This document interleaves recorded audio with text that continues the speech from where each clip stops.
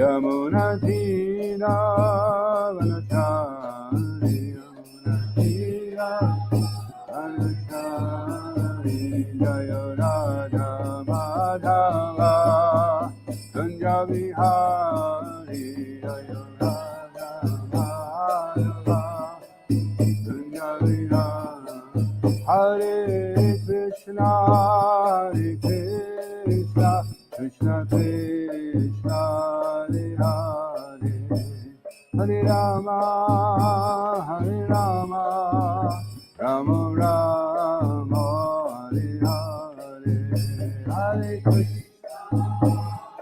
Krishna Krishna Krishna Hare Rama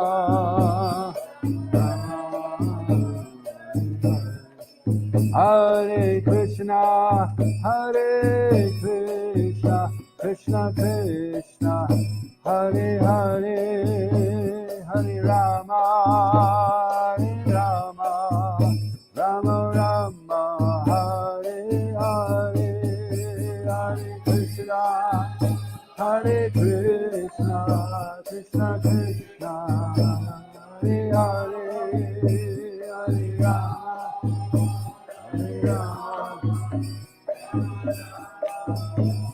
Hare Hare Hare Krishna Krishna Krishna Hare Hare Hare Rama Rama Rama Rama Hare Hare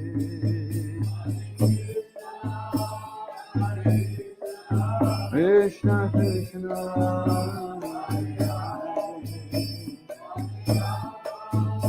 Hare Rama Rama Rama Hare Hare Hare Krishna Krishna Krishna Hare Hare Hare Rama Rama Rama Rama Hare Hare Krishna Krishna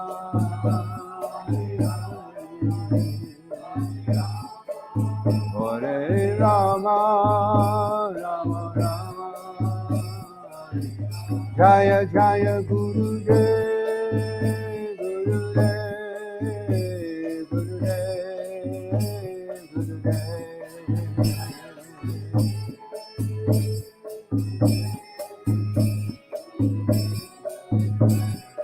Jaya Jaya Prabhupada Prabhupada Prabhupada Prabhupada Prabhupada Yo Kodanitai Maya Poshati Kodanitai Jaya Maya Poshati Maya Poshati Kodanitai Jaya Maya Poshati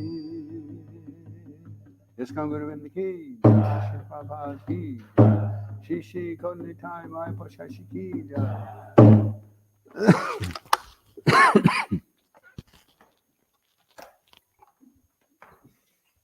Thank you. Reading from Srila Prabhupada Leelamrita. Bhaktivedanta Swami had hope for what the Voice article had referred to as his American church. There was life in his lectures and kirtans, and at least he was acquiring a small regular following. But from India there was no hope. He had been regularly corresponding with Srimati Moraji, his godbrothers, and the Indian central government, but their replies had not been encouraging. If Krishna consciousness were ever to take hold in America, it would have to be without assistance from the Indian government or Indian finances. Krishna was revealing his plan to Bhaktivedanta Swami in a different way. He would have to turn all his energy toward the young men and women coming to him in his Bowery loft. He wrote Srimati Moraji, excuse me, I am now trying to incorporate one corporation of the local friends and admirers in the name of International Society for Krishna Consciousness Incorporated. Srila Prabhupada ki. Oh, is it okay?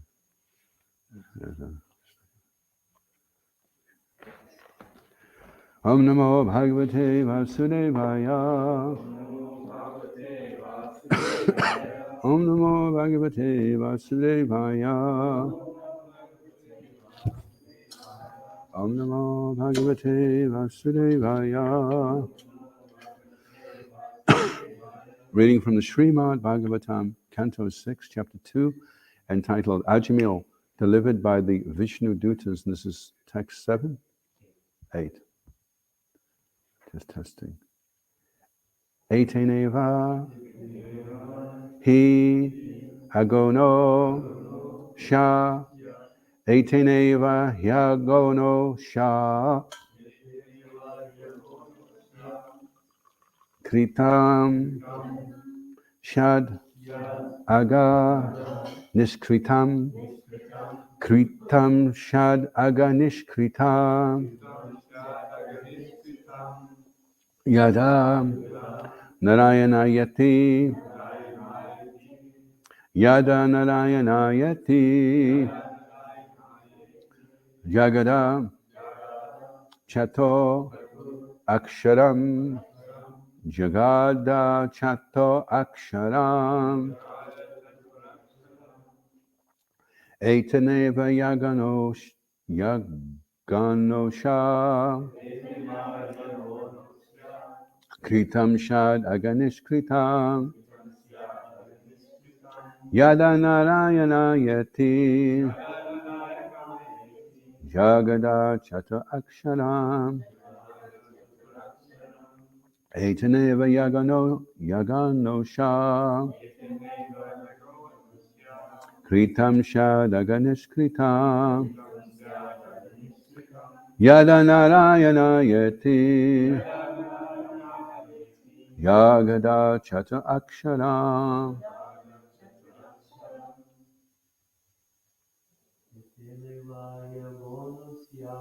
Etanava Yaganosha.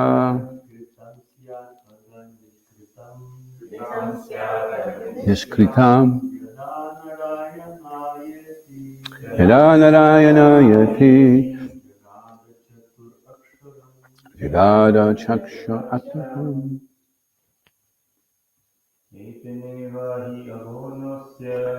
Etaneva Yaganasha.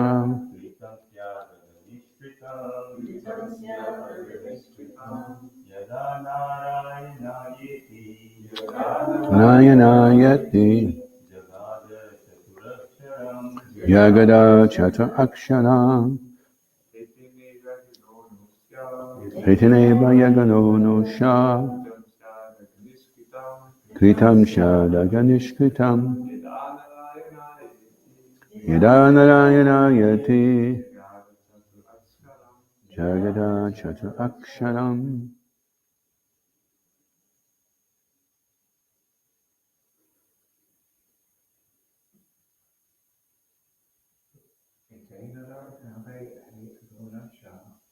Etanava Yaganosha.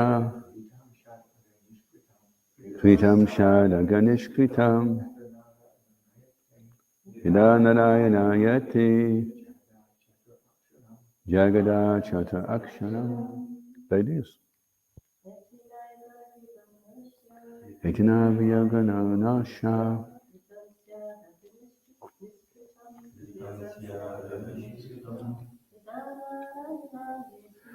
Yada Narayana Yati. Jagata Chata Aksharam. Atanava Yaganosha. Kritam Shadaganishkritam. Yada Narayana Yati. Jagata Chata Aksharam. Etena. By this chanting. Eva. Indeed. He. Certainly. Agona. who possesses sinful reactions,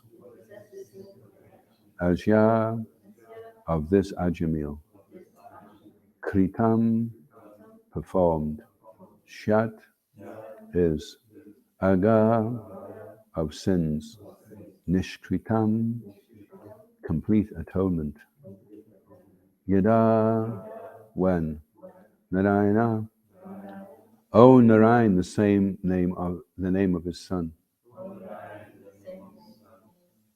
Aya, please come, Iti, thus, Jagada, he chanted, Chata Aksharam, the 4 syllables, Narayana. Translation. The Vishnu Dutas continued even previously while eating, and at other times, this Ajamil would call his son saying, My dear Narayan, please come here. Although calling the name of his son, he nevertheless uttered the 4 syllables, Narayana. Simply by chanting the name of Narayan in this way, he sufficiently atoned for the sinful reactions of millions of lives. So, responsibility. The Vishnu Dutas continued. Even previously, while eating and at other times, this Ajamil would call his son, saying, My dear Narayan, please come here. Although calling the name of his son, he nevertheless uttered the 4 syllables, Narayana. Simply by chanting the name of Narayan in this way, he sufficiently atoned for the sinful reactions of millions of lives.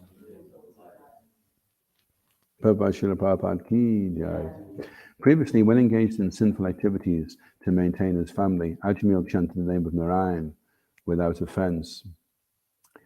To chant the holy name of the Lord just to counteract one's sinful activities, or to commit sinful activities on the strength of chanting the holy name is offensive. Namno baladya shahi papa bodhi. But although Ajamil engaged in sinful activities, he never chanted the holy name of Narayan to counteract them. He simply chanted the name of Narayan to call his son. Therefore, his chanting was effective. Because of chanting the holy name of Narayan in this way, he had already vanquished the accumulated sinful reactions of many, many lives. In the beginning, he was pure, but although he later committed many sinful acts, he was offenseless, because he did not chant the holy name of Narayan to counteract them. One who always chants the holy name of the Lord without offense is always pure, as confirmed in this verse. Ajamil was already sinless, and because he chanted the name of Narayan, he remained sinless. It did not matter that he was calling his son, the name itself was effective.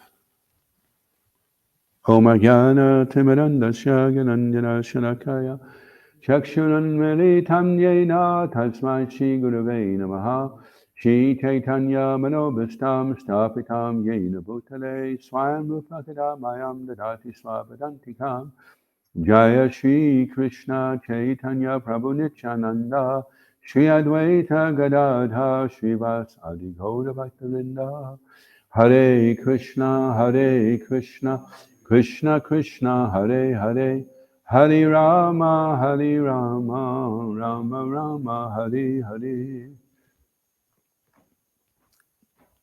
So Srila Prabhupada in the purport refers to how although Ajamil was sinful, he was offenseless,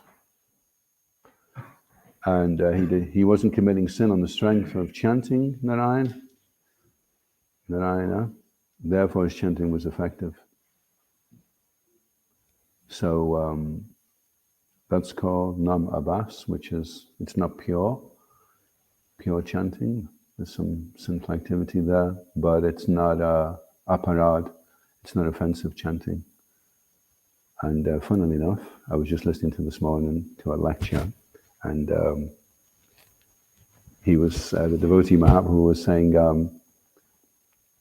we should look at our own chanting, and if our chanting is very sweet and we relish chanting, then we can assume that we're not chanting, we're not making offenses.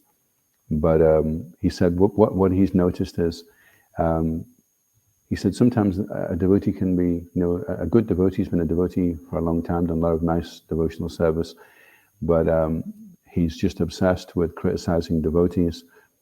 And he says you'll notice that they don't have much of a taste for chanting the holy name.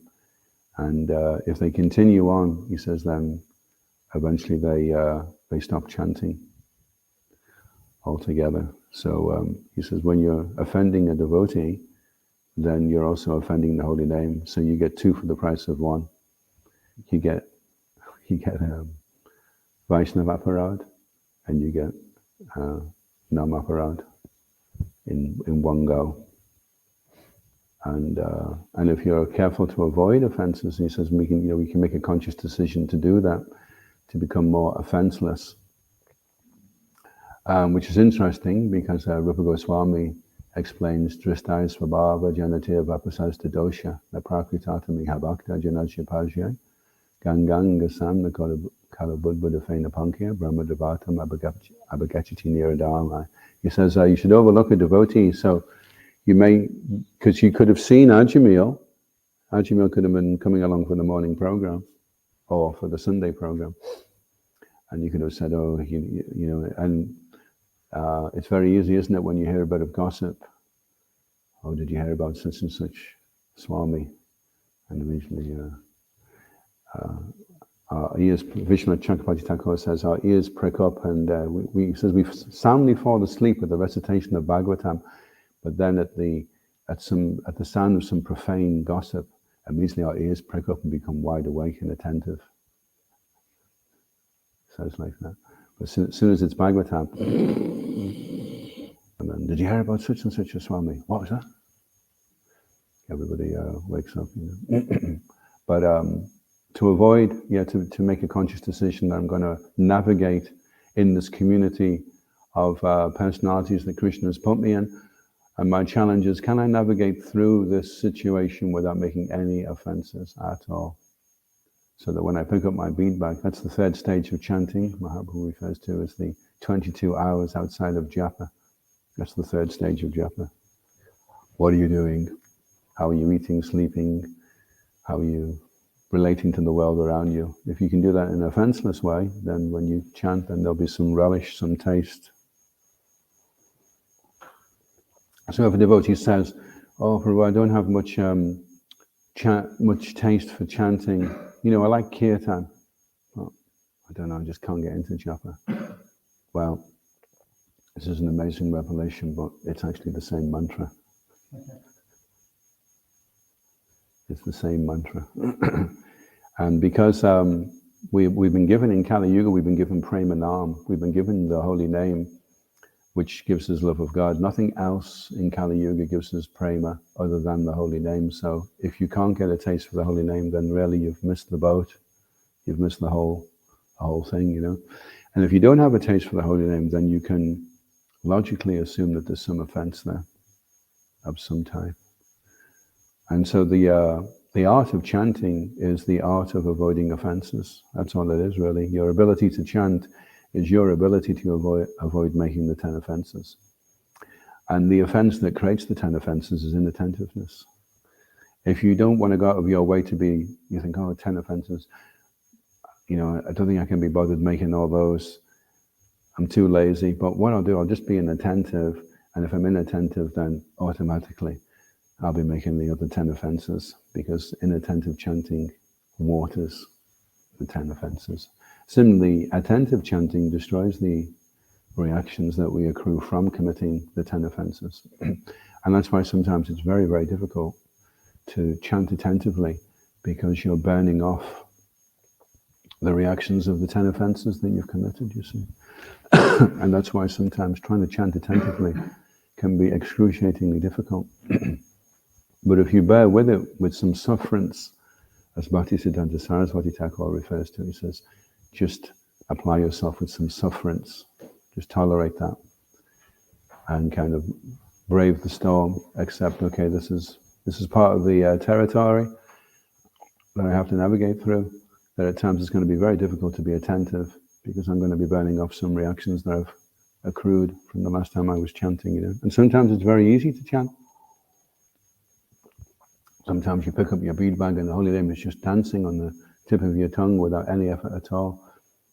So if we can understand that it's not due to our effort whether or not we chant well, but due to our ability to avoid the 10 offenses. So in this case, Ajamil was offenseless, although he was sinful. And that's a really tricky one, isn't it? Because you may see somebody else and it may seem that they're very sinful, but you don't know whether they're offenseless. You're assuming, well, because he's sinful, he must be offensive, but that's not necessarily the case. And somebody else may be sinless, but may be offensive. And the person who's sinless and offensive is in a more awkward situation than the one who's sinful and offenseless.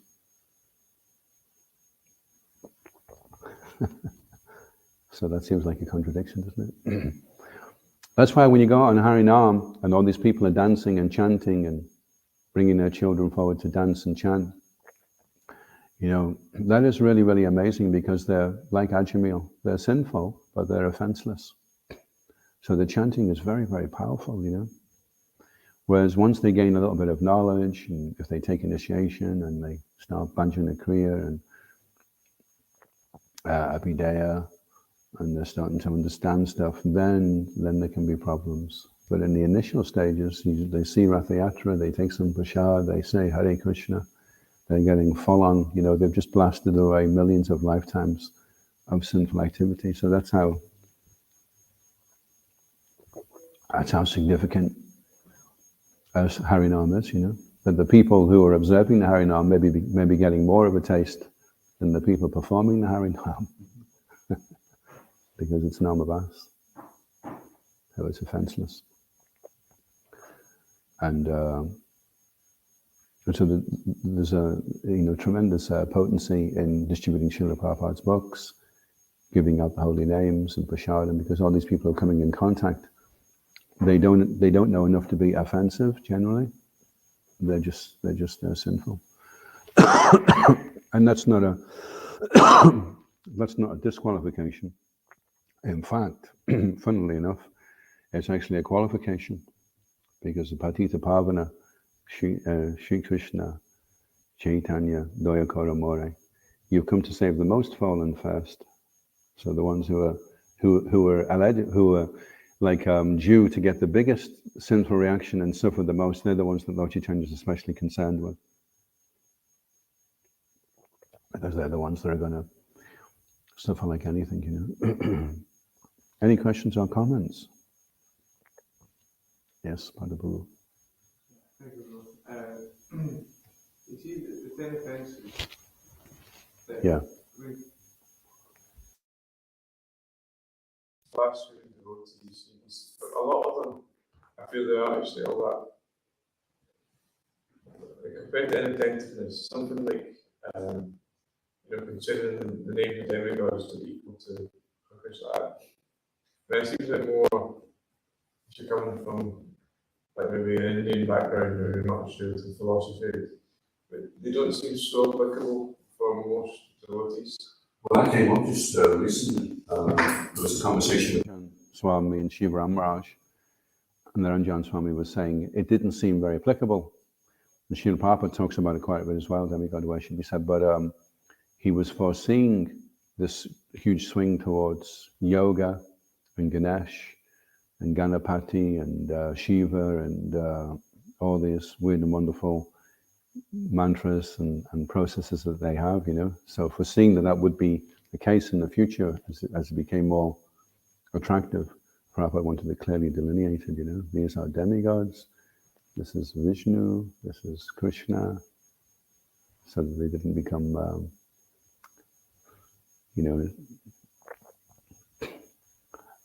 so it didn't become watered down and polluted. There's one altar I saw Actually, no, somebody was telling me they were in India, and on the altar was everything, everyone, Kali, Sai Baba, Rama, Krishna, Hanuman, Ganesh,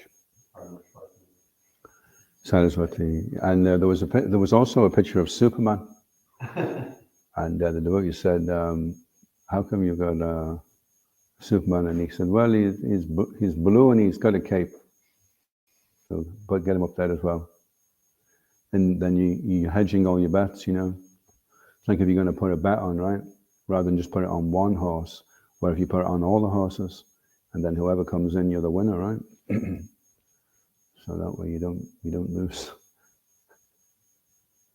So, but interestingly, the demigods are offended when you worship them as God, but when you worship Krishna, then they're very pleased. I'm just reading right now. Lord Shiva appears to the Prajetas, and he's very pleased with them because he sees that the devotees of Vishnu.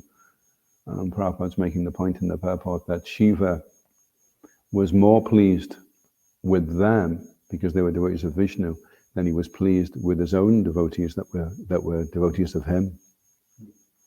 Interesting, yeah? Because Lord Shiva is a Vaishnava, so he's especially pleased if they're worshipping the same Lord that he's worshipping, But they're quite sneaky, actually, the 10 offenses, the way they creep in, because you may be chanting and you just can't really get into it that morning, You can't be that bothered. And you don't really take it any further than that. You just think, oh, it was a bit tough today, But if you were to actually analyze what was going on there, it may well be that on that particular day, you were thinking,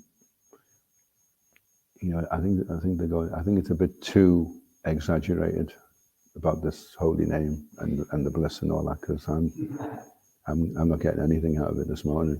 It's as flat as a rat, as they say. And then some interpretation. I mean, maybe, if you're born as a pure devotee, or you're a Nitya Siddha, or you've just bumped shoulders with Lord Chaitanya, it's going to be very blissful, but not, coming from a scheme in Cumbernauld. I mean, it's just not going to happen for me, So then they creep in, considering in imagination and making some interpretation. So they're quite sneaky. Or it may just be a ritualistic thing. Well, you put your V-bang on now and you make this noise for 2 hours.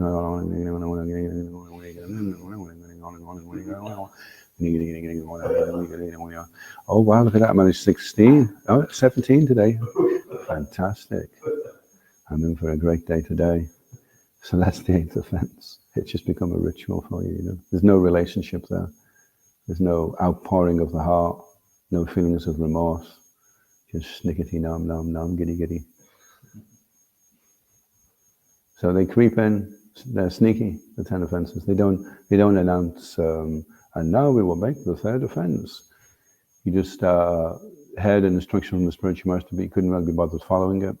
Just a simple thing like paying your obeisances. You just decide you're going to use one hand instead. That's an offense. Paying your obeisances with one hand is an offense.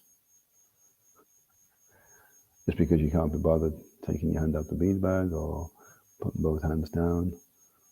And then it's just, so if we don't know what the offenses are in the first place, some ways you could be thinking, well, better off I don't know what they are, because the more offenses I know about, and the more blame I'm going to get when I get it wrong. At least if I don't know, maybe I can get away with it more, But unfortunately, the intermediate stage, from a person seeing Rath Yatra and saying, hey, Hare Krishna, and just freeing himself from, 10 million lifetimes of sinful reaction, and taking initiation and chanting Shuddhanam, unfortunately, he will have to go through the stages of acquiring the knowledge, and then refining and coming into the mode of goodness, chanting Gayatri properly, and worshipping the deity, and then pure holy name, and then, so you can't circumvent, unfortunately.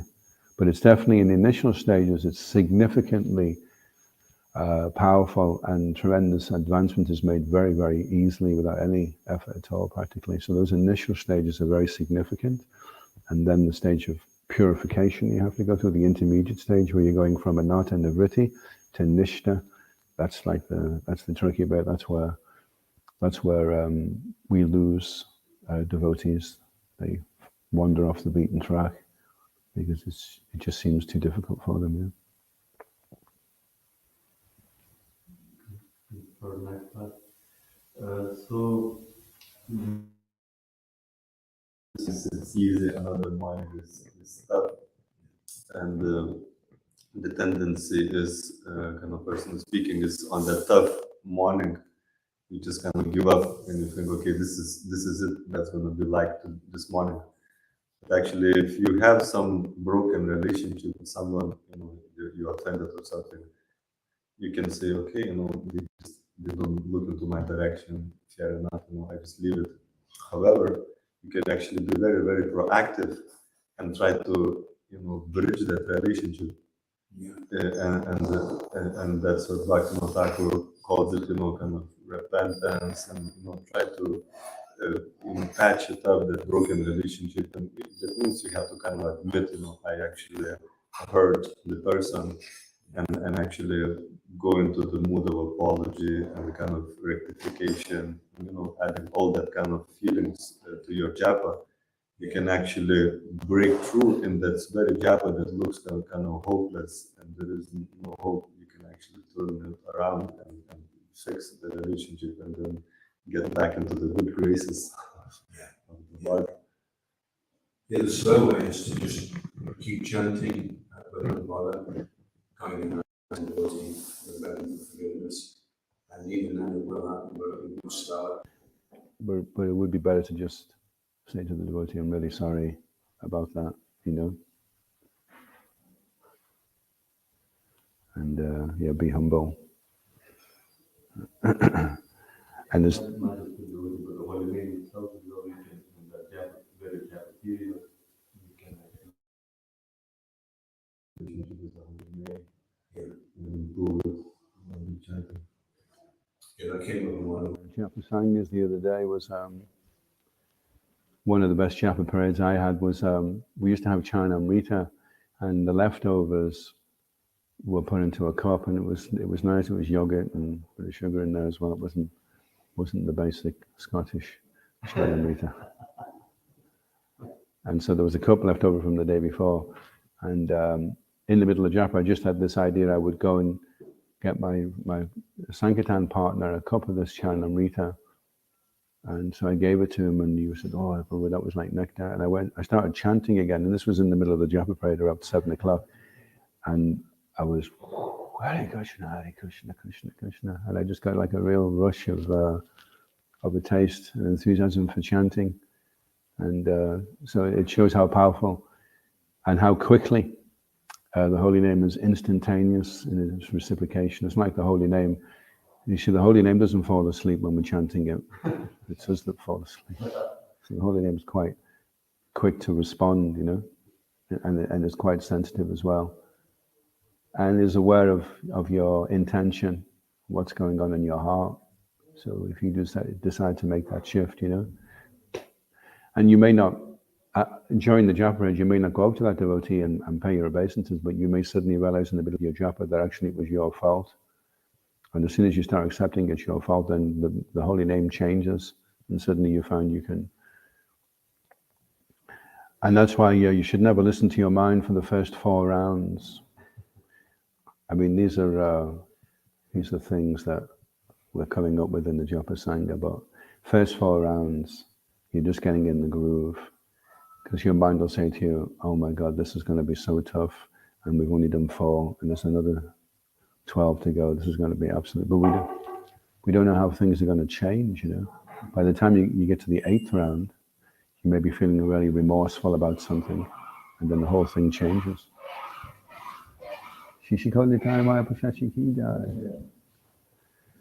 energies change, and the 11th round is the one to watch out for, because you usually find if you're going to do something and you're going to get distracted, it's usually the 11th round. You'll find yourself, fixing a picture or pulling a weed out or something, You'll find yourself doing it then, because the 12th round is usually when your japa parade starts to blossom. And now, after 1.5 hours of torturous battling with the mind has finally realized that you're supposed to just be hearing the holy name. And then suddenly, from the 12th round, the chanting starts to become more natural. So all these different shifts are taking place during the course of one japa period. And it should be that by the time you get to the 16th round, you're really wishing you could continue on now, because you know you're starting to get into it. And the last thing you want to do is take your bead bag off, you know. If you're feeling like that, then at least you know you're going to be chanting your rounds the next day. Otherwise, there's no guarantee.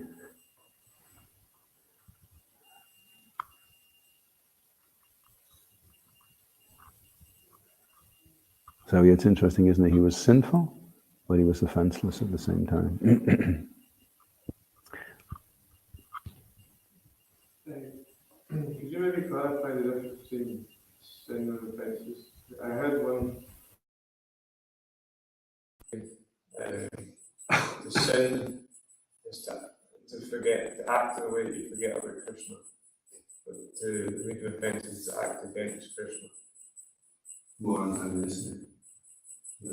But I can't quite work it in this context. But you may be sinful due to weakness. But you can't blame weakness on being offensive. Offensive is an attitude. You know, you're fully responsible for how you look towards other devotees. You could be sinful because you're weak, you know, because you're addicted to something. Maybe you can't stop smoking cigars, you know, and you have a major fall down in the middle of japa. You see the smoke coming up over the woodshed. You realize, oh, he's gone off to have a cigar, you know. But he's not been rude to anybody. He's not criticized anybody. He's not made anyone's life more difficult other than his own. It's not an intentional antagonistic act.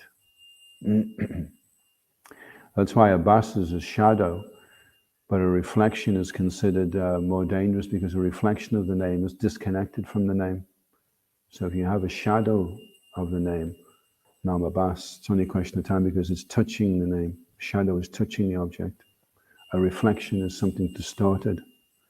So there's no guarantee, the way the Mayavadis chant, with a reflection of the name, that they will actually get to the point of Shuddha Nam. Whereas with Nama Bas, eventually you'll get to the pure holy name. So yeah, if you look at your attitude, that's why Lord Chaitanya, he's giving us the secret is to have a humble attitude and be tolerant and show respect and not look for respect. This is how you can safeguard against offenses. Offenses are due to one type of pride or another, you see. So Bhaktivinoda Thakur explains that there's two qualities that appear, compassion and humility. And when you mix those together, you get forgiveness. And forgiveness is also sometimes translated as tolerance. So a person who's very tolerant is a person who's very forgiving. And a very forgiving person is very humble and very compassionate. And he says, compassion is you don't want to see anybody else suffer. And humility is you don't want to see anybody else suffer on your behalf, which is totally against, people that are resentful, they would be so happy to see the person that they're resentful of fall down a hole head first. You know, they think, oh, it serves them right. You know, I'm so glad that happened to him, you know. So that means there's pride there. They are happy to see someone suffer on their behalf. You know, they think, well, that's what he gets for offending me. You know, he deserves that. I'm glad it happened to him. But humility, you would be very sorry to see anybody suffer on your behalf, and compassion, you'd just be sorry to see anybody suffer anyway, you know. And so when you mix them two together, compassion and humility, then you have a very forgiving person. And it's the main quality of a Brahmin, is his ability to forgive, to be forgiving. So that's you being proactive there. You're deciding, okay, not only do I not want to commit offenses, but I want to safeguard from ever doing it in the future. So therefore I need to cultivate humility and compassion so that I can become a very forgiving person. And if I'm always forgiving, then I really reduce my chances of making offenses dramatically, you know. How do we cultivate humility and compassion? Just hang around here. Compassion. Well, they all come in due course. Lord Chaitanya is saying, in a humble state of mind. So he's asking, and it's interesting because Lord Chaitanya is saying you should. So what he's meaning is you're not chanting in a humble state of mind. You're not more tolerant than the tree. You're not devoid, because he's saying you should be. You're not devoid of false prestige, and you're not ready to offer respect to others. You should be, but you're not. So he's indirectly saying to every conditioned soul in Kali Yuga, you're not more humble than the blade of grass. You're not more tolerant. You're always looking for prestige, and you're not ready to offer anyone respect. That's basically what he's saying. So then we have to decide, okay, well, do I want to change? Or do I just want to make an excuse for not changing? Because you get both with Krishna. He says, what do you want? This is what you should do. Or do you want an excuse not to do it? Krishna always gives you the choice, you see. And sometimes because we don't like to directly say, well, I don't really want to do this, actually, to tell you the truth. I think I'd just rather be pretty proud, really. I quite like it.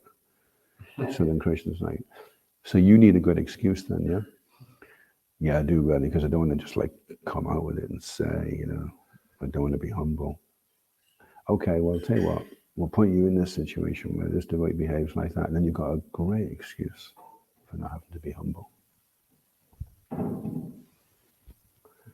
So Krishna does that because he doesn't want anyone doing anything as a grudge, you're in a grudging way thinking, I wish I'd never found out about this chant Hare Krishna. I've got to do 2 hours a day. And 4 regulative principles. I mean, can we just, what's wrong with 3, Would you have to do 4, Are we fanatics or something? So then Krishna's like, okay, so you need a good excuse. And that's what he does. There's a little boy in a comic strip called Roger the Dodger. And he's got all these books, volumes and volumes of books, and they're full of all the dodgers, And his dad said to him, Roger, I want you to mow the lawn. And Roger goes, oh, okay. And he thinks that's volume 3. So he goes into volume 3. Mow the lawn. And then there's a dodge for it, So that he can dodge having to do it. You seen that, Roger the Dodger? Everything he gets asked, wash the car, clean the dishes, there's a dodge for it. He's got a book with all the dodges in, so he can get out of doing it,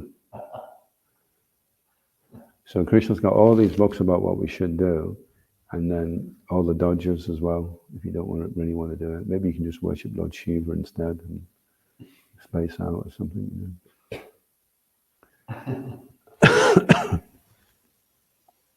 So because he doesn't want you in a situation where you're resentful, where you don't really want to do it, because he's given you your free will. He doesn't want to force you and take that free will away from you. He'd prefer that you just wanted to do it out of your own free will. Or you could pray to Krishna, I don't really want to do this, but I wish I did want to do it. Could you please give me the desire, give me the association to be able to really want to do this,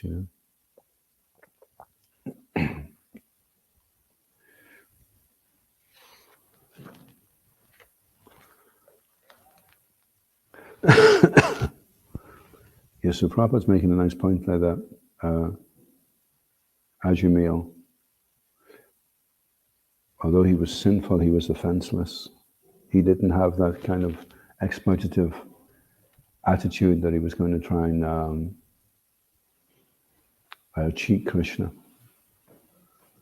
One time a devotee was saying, well, Lord Chaitanya is all merciful, so therefore we can do whatever we like, really, because he's all merciful. And Jayapataka Swami said, he's all merciful, but he's not stupid.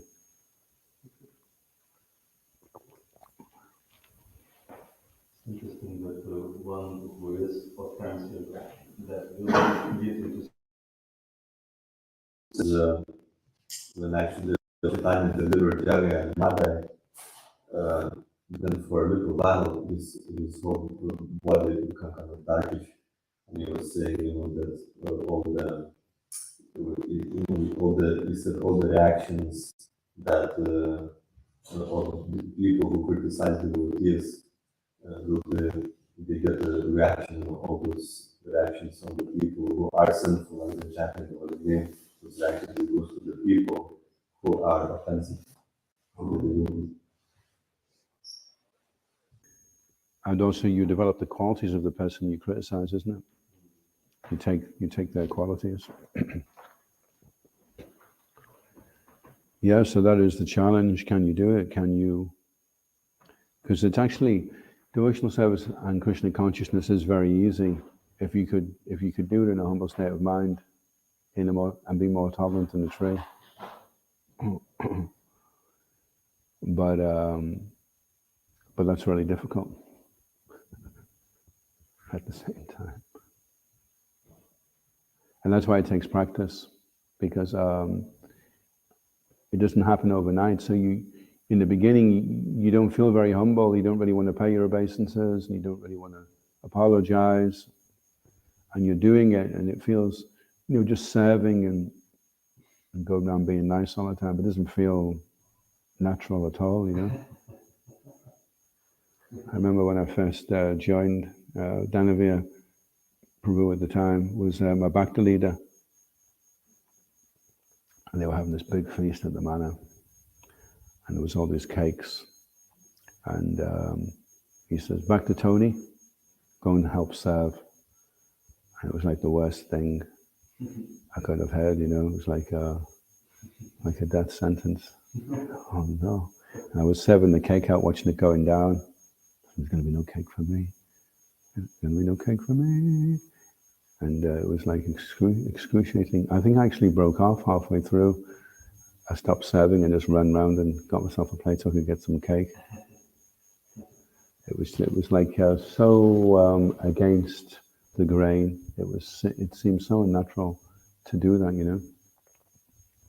So it's taken a long time to get to the point. So it takes practice.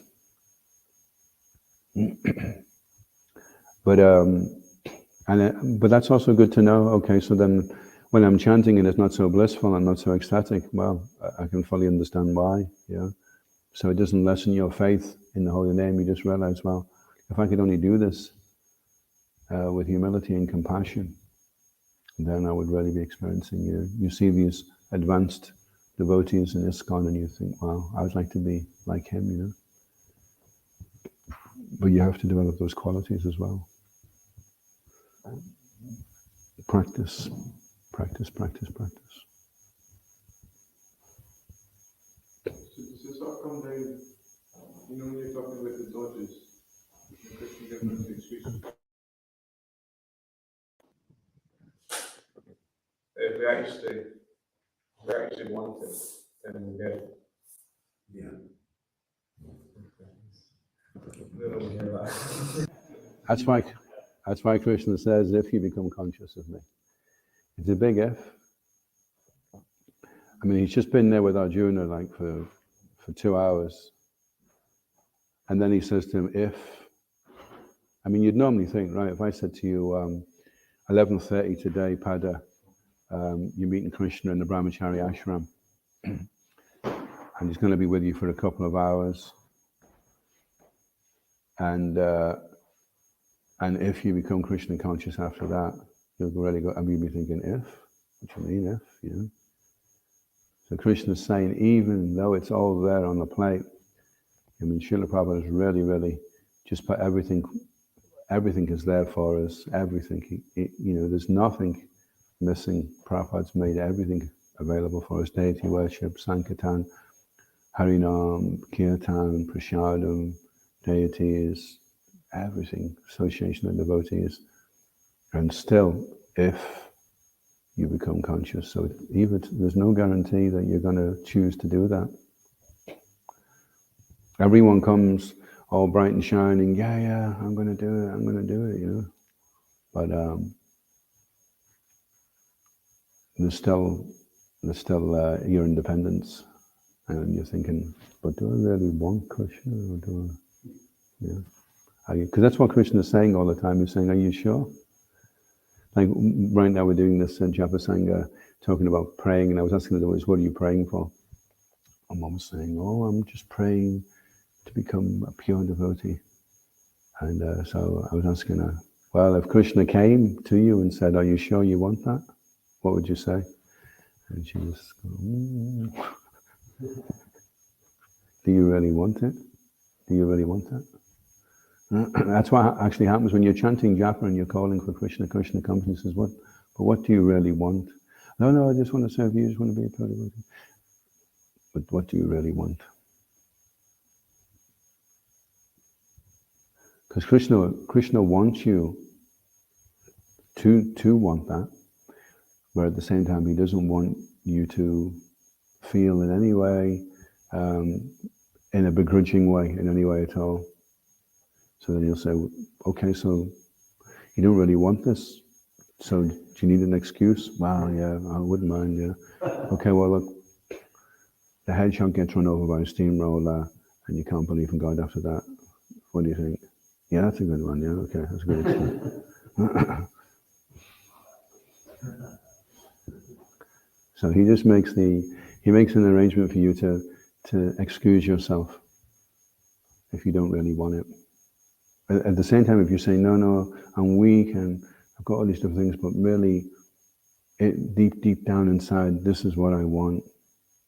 And Krishna can see that. And maybe we can't see it. Maybe we're not even aware, you know. We have to connect with that and see, yeah, actually I do. I want to be a pure devotee. Wow. I want to go back to this lifetime. I want to give up the material world, 14 planetary systems, 8,400,000 species. I've had it. I've had enough. I want to wind things up and go back this one lifetime.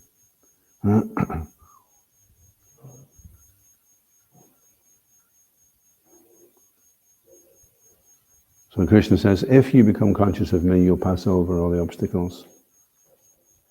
It's just like if you're in the room and it's dark, and you're trying to, work out how you're going to clean it, and you're kind of going around with the cloth, and you're trying to feel things, and all you need to do is switch the light on, and then immediately you'll see. Immediately that light goes on, it means the room's going to get spotlessly cleaned. If you can just switch the light on. So you're thinking with the light off, oh, there's a problem here, there's some dust here, oh, and that's a greasy mark there, oh no, I can feel something here, and that feels messy, that's all over the place, and this is going to be such a trip, I'm going to be here for hours, But the only real problem is the light's not on. You switch the light on, and it's just a question of, oh, great, okay, so we have to do this, and we have to do that, we have to do the next thing, So your life is like a dirty room, and all the different things you've got to tidy up and clean are all the karma you've accrued from millions of lifetimes. If you want to get out the material world, and all you've got to do is switch on the light of the holy name Vijivada Jivanam, it's a life and the wife of all transcendental knowledge. As soon as that light goes on, then it's like, oh wow, okay, I need to be compassionate, I need to be humble, I need to do this service, I need to be enthusiastic. Everything's illuminated with knowledge, you know exactly what to do. So when Krishna says, if you become conscious of me, what he's meaning is, if you can learn to chant offensively, because that's the only way you're going to become conscious of Krishna. In Kali Yuga, conscious of Krishna doesn't mean peeling carrots really well or passing out 10 million books in one day. It means chanting the holy name purely with no offense. That's what he means. When he says, if you become conscious, he means, if you chant properly, you'll pass over all the obstacles by my grace. So that's the thing. Every time you pick up your bead bag, you should be thinking, if I get into my japa today, everything's going to be fine. And if I don't, everything's going to be tough.